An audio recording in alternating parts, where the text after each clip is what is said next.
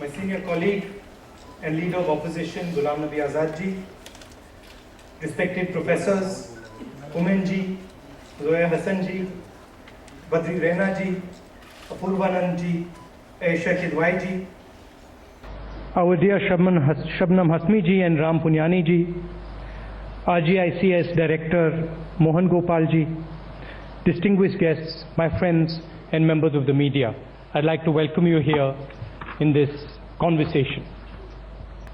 2 days ago, I was in the Punjab to condole with a son for his father, who had been gunned down in cold blood by the police. The son was angry, but his grandfather met me with a hug and a timeless Indian greeting, Sat Sri Akal.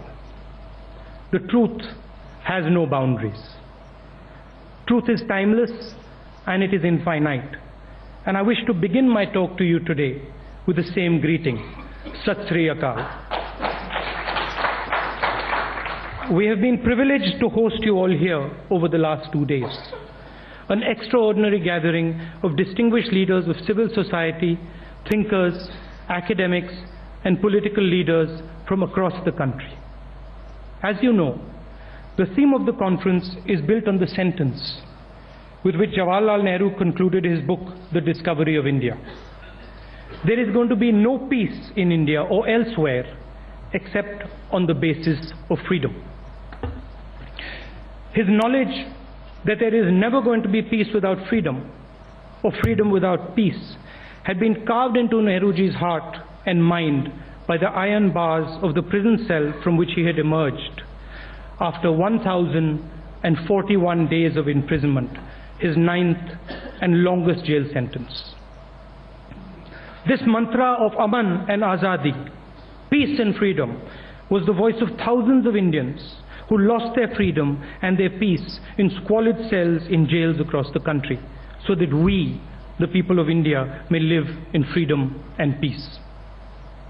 In Discovery of India, Panditji wrote that the cause of India's stagnation in the past was that it stopped questioning.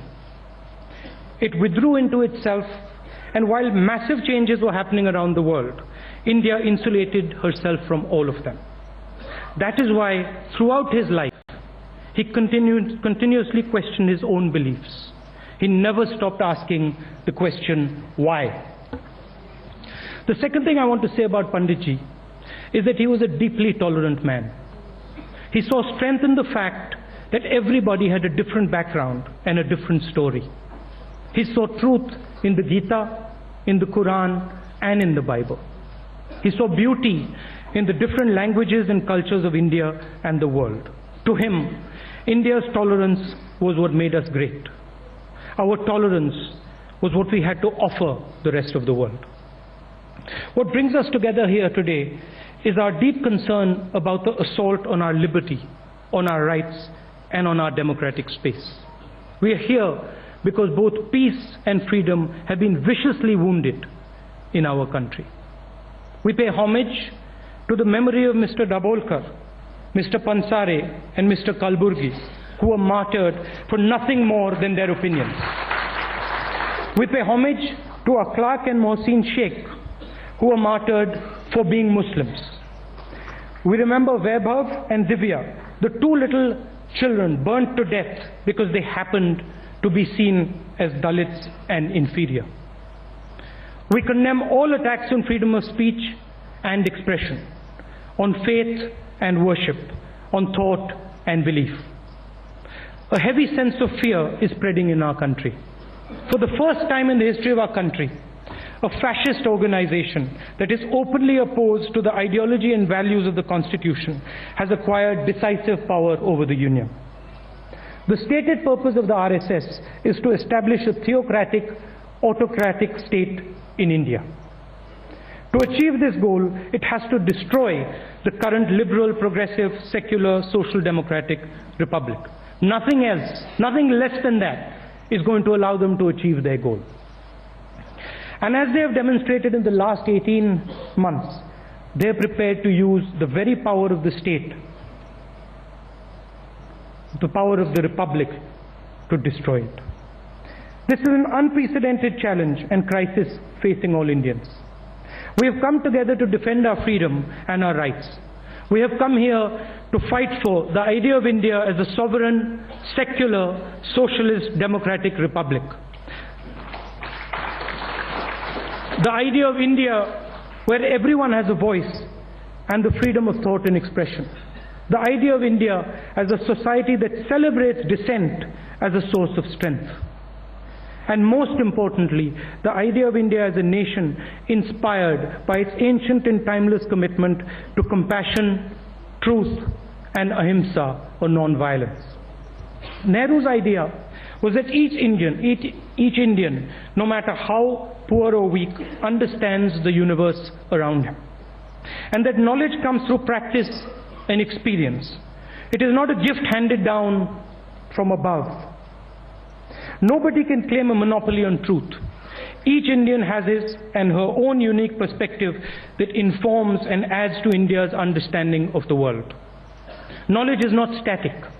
It is dynamic, and it has to be constantly tested and questioned again and again, and by everybody. When the RSS and BJP deny this, they're not just being intolerant. They're disrespecting the power and agency of every single Indian person. They're disrespecting and denying the Indian people their dignity. And we for one, all of us in this room, will never allow the Indian people to be disrespected. Not by anybody or anything. With what faith does the BJP ban people without a certain education qualification from fighting panchayat elections in some of their states?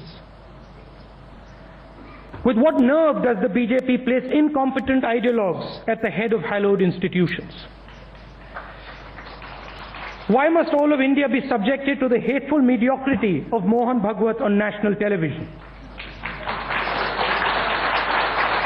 It was precisely this kind of thinking that only some people have a monopoly on truth, on knowledge, that was used to enslave India, and it is this false monopoly on truth that Nehru fought all his life.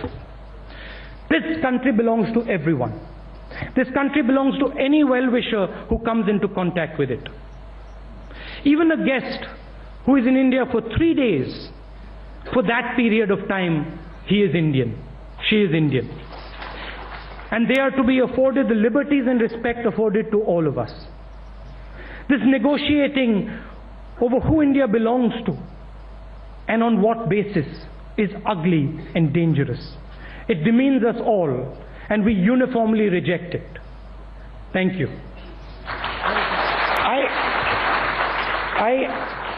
I had prepared these words, but after listening to the discussion here, I'd like to end by saying one small thing.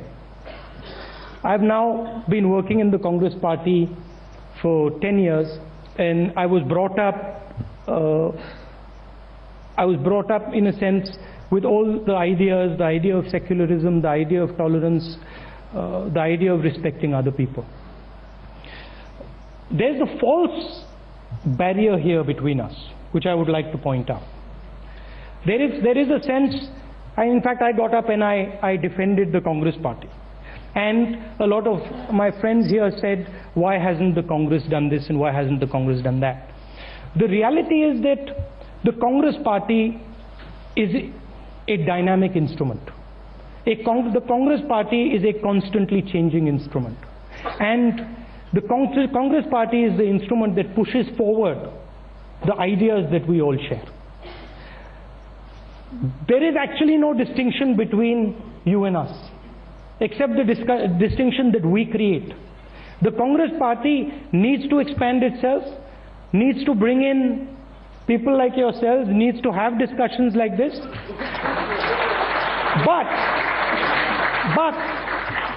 But you also have to look towards the Congress party and realize that the Congress party deals with the equation of power. The Congress party is forced to deal with the equation of power, and that changes many, many things. I remember the first time Zoya Hassanji came, the first time I went to see you, to your house if you remember, and you gave me some tea and biscuits. I remember walking away from the house and thinking, my God, we think alike. We are pretty much saying the same thing. And when I listen to you, I completely agree with everything you're saying.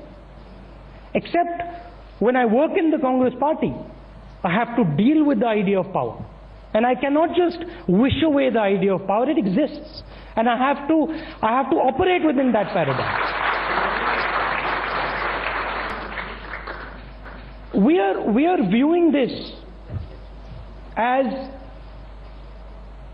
a victory of the RSS in some measure. We are viewing this as the RSS has beaten us. This is false. The RSS does not begin to understand what it is going to face in the coming weeks and months and years. This is a time for the Congress party and for yourselves to re-establish a relationship,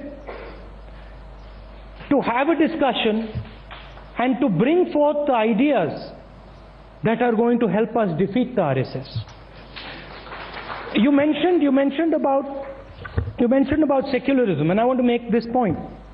Over the last month or so, I have been meeting Congress party leaders of all levels, from the highest level to our workers, and I've met many of them in structured meetings. Secularism is in the blood of the Congress party. It simply cannot be removed. So there is respect for everybody in this country. Belief in allowing everybody to do what they want, believe in what they want. This is the DNA of our organization. And we just have to reinvigorate that. And you will see that the Congress organization and the Congress idea which you represent will not just defeat, but smash the RSS and the BJP. Thank you.